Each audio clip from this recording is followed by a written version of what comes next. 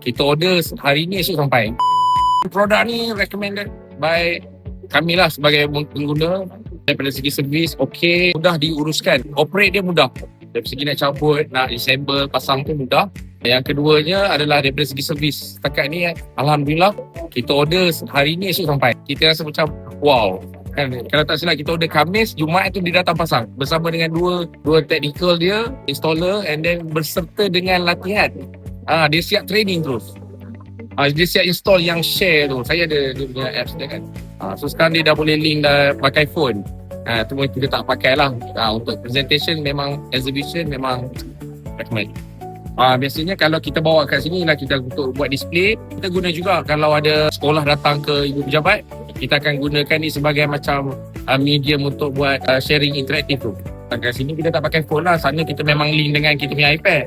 Kan dia kan ada iShare tu kan, so kita share macam tu lah untuk pelajar-pelajar sekolah yang lebih, skrin yang lebih kecil.